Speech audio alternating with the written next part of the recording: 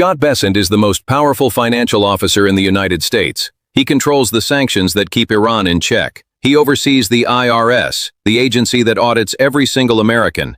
And when he sat down in front of Congress, a representative asked him one simple question. Does the law apply to the president the same way it applies to the rest of us?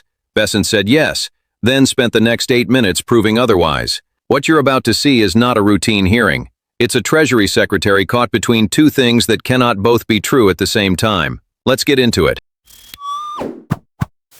Congressman. Mr. Schneider.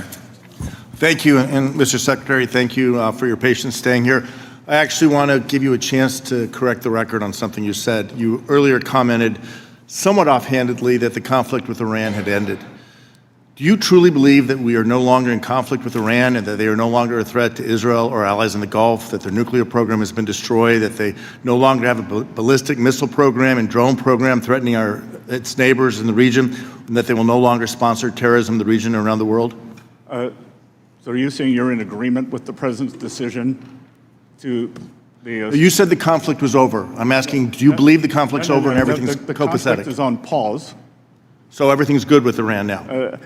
No, don't be absurd. I'm asking you to clarify. Absurd. That as the president said yesterday, unless an American life is lost, he does not believe that he will have to restart the kinetic acid. Okay, so I'm reclaiming my time, and I'm just trying to help you clear the record. I'm reclaiming my time, Mr. Secretary. Can you promise, because this is your jurisdiction, that you and the Trump administration are not considering lifting sanctions on Iran as a concession towards opening the Straits of Hormuz? We've made it clear that the Straits of Hormuz, the blockade, is the only thing that will be lifted to reopen the Straits. So no sanctions relief whatsoever? I'm not part of the negotiating team, but I am told by the negotiating team, and I strongly believe that the blockade will be lifted. Okay, and I'm going to just reclaim because there's a lot of things I want to cover. My hope is you'll keep Congress informed of any such considerations if they do come up. Also in your opening remarks, Mr. Secretary, you said Americans have more money in their pockets. That's not what I'm hearing from my constituents. Are you saying the overall cost of living is lower today than it was 16 months ago when you came into office? Because what I'm hearing from my constituents is that the cost of groceries are up. For example, beef, coffee, tomatoes are at record or near record highs. The cost of housing is up, and for too many, the American dream of buying a home is out of reach. I'll let you answer. Healthcare premiums continue to rise, and millions of Americans have either already lost or expect to lose their health insurance altogether because of H.R. 1, the bill you so joyously celebrate. Energy costs, gas for our cars, electricity for our homes are all rising through the roof, and family care, child care, and elder care is prohibitively costly. Are you saying that cost of living is lower today than it was a year ago? No, I am saying that we are much closer to the Fed's target rate of 2% on core inflation than we were when President Trump came into office. We are at 2.8%, and you can list off the most expensive groceries that have had the biggest price increases. I think you're just out of touch with what American families are facing. No. As my colleague noted, I'm reclaiming my time. Tariffs are a tax on American families. This is my time, Mr. Secretary. This is my time. I will speak. And then 2.5%. Higher grocery prices are taxes on American families. Higher gas and electricity prices are taxes on American families. Democrats should know. No wonder so many people are leaving Illinois. Why don't you come see me in South Carolina? They're not leaving. They're coming to Illinois. Just a simple question, Mr. Secretary. You're saying Illinois doesn't have net outbound migration? All right, let me take it to a different topic, and I know you don't want to address it, but my constituents are outraged and want me to talk to you about the absurd illegal self-dealing settlement between President Trump and his family with the Justice Department and the IRS over which you have jurisdiction. The administration apparently believes that there should be two systems of justice, two sets of laws, one for the president, his family, and his rich friends like you, and one for the rest of us. Nothing demonstrates this more than the so-called settlement with its slush fund for insurrectionists and tax immunity for the president and his family. Mr. Secretary, simple question. Do you believe that there should be only one legal system in this country and that no one, even the president, should be above the law? I believe that no one is above the law, but you all have put the president beneath the law, and you have weaponized the system against him, whether it is the leak of his taxpayer records. His taxes should never be leaked. No taxpayers' information should be leaked. I agree with you on that. But let me ask you a separate question. Would you like to apologize to the president right now? On behalf of the... I have nothing to apologize to this president for. His taxes should not have been leaked, but it was leaked by a contractor. And you keep trying to dissemble here and and avoid the questions. Do you believe that all Americans should pay the taxes they owe and not a penny more? 100%. Yes or no? All right. So do you think it applies to the President of the United States, irrespective of whether the President is a Democrat or Republican? Yes. Okay. So we agree on this, and we should have a tax system that is fair, and it should be applied fairly to all people. But I can tell you that my constituents are outraged by the agreement the President made with himself and his own Justice Department that excluded him from ever having an audit over his taxes.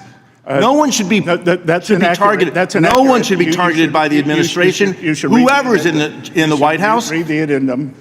No one should be targeted by the administration. Whoever's in the White House, their taxes should be paid, and they should be confident that that information will be kept confidential with the IRS and not used to target them, their families, or their business. Couldn't agree more. Couldn't agree more. Let me validate something you probably felt watching that exchange. It felt like two people arguing past each other, one asking real questions, the other performing the role of someone answering them. That feeling is exactly right. Because what Brad Schneider did wasn't grandstanding. It was a methodical attempt to force a cabinet official to say, on the record, what everyone in that room already knew, that some people in this country operate under a different version of the law than everyone else. Bessent never said that out loud, but he didn't have to. Every answer he gave said it for him. Let me show you how, because the mechanics matter more than the theater. Start with Iran, because this is where Bessent made his first and most revealing.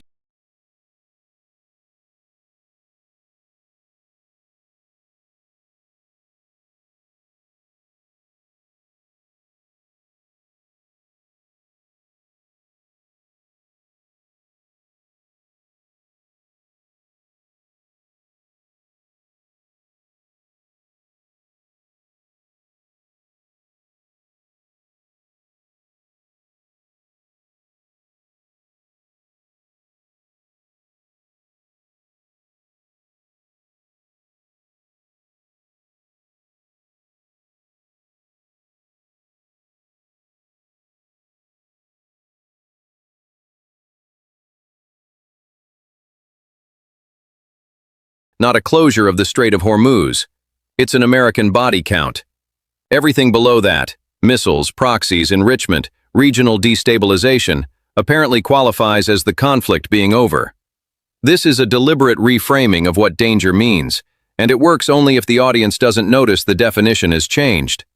Then came the sanctions question. Schneider asked directly, is the administration considering lifting sanctions on Iran? Bessent said he wasn't part of the negotiating team. The Treasury Secretary, the official who administers the sanctions architecture, not part of the negotiating team. Think about that.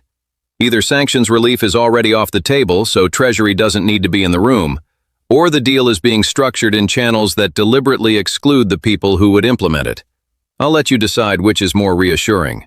When officials describe a threat environment as resolved, that intelligence agencies describe as active, they are training the public to use a different measuring stick, one that makes every outcome short of a body count look like a win. The second exchange hits closest to home. Bessent said Americans have more money in their pockets. Schneider named what his constituents are actually living.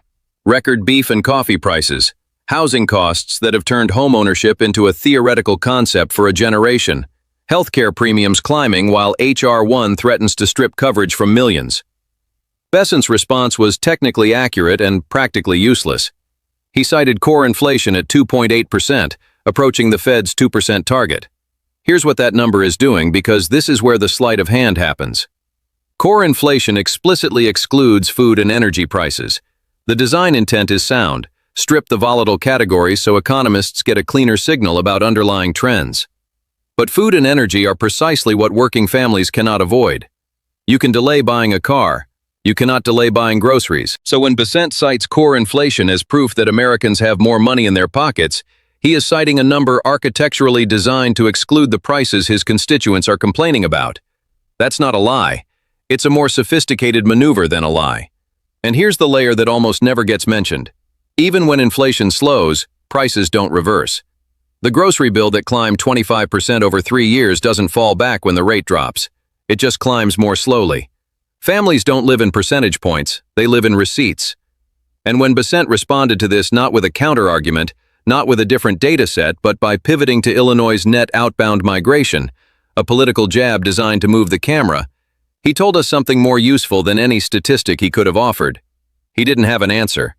When a cabinet official deflects with geography instead of data, the deflection is the data. The third exchange got the least airtime and carries the most structural weight. Schneider raised a settlement between President Trump, his family, the Justice Department, and the IRS, the agency that reports directly to the Treasury Secretary sitting across the table. The specific allegation? That the settlement includes a provision insulating the president from future tax audits. I want to explain why this matters mechanically because the mechanism is the point. The IRS derives its authority from one foundational premise: equal application.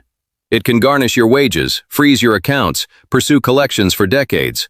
All of that power exists only as long as the public believes it applies to everyone equally: neighbor, CEO, president. The moment that belief erodes, something concrete breaks down. Not metaphorically, actually. Voluntary compliance is how the IRS collects the vast majority of federal revenue. The agency cannot audit its way to solvency. It relies on the social contract, the widespread belief that the rules apply to everyone equally. If a sitting president has negotiated, through institutions he controls, an agreement that exempts him from that scrutiny, that contract doesn't just bend, it breaks. And here's the part worth paying attention to. Bessent agreed with every abstract principle Schneider raised. No one is above the law. Yes, taxes should be applied equally. Absolutely. The law should apply to everyone, Democrat or Republican. Couldn't agree more. He said all of it, and then pivoted immediately to the leak of Trump's tax records and used it as a shield against the question underneath. I want to name this move because it shows up constantly in oversight hearings, and it almost always works. You cannot defend the action on its merits, so you surface a legitimate grievance from the other side, redirect the room's energy toward that, and let the original question die in the noise. The leak of Trump's tax records is wrong. I'll say that plainly and without qualification. No American's confidential tax information should be weaponized. None. But a wrong committed by one party does not extinguish a separate wrong committed by another. These are two distinct questions, and the moment you let one stand in for the other, accountability doesn't just weaken, it disappears. Step back from the specific exchanges and look at the shape of this hearing.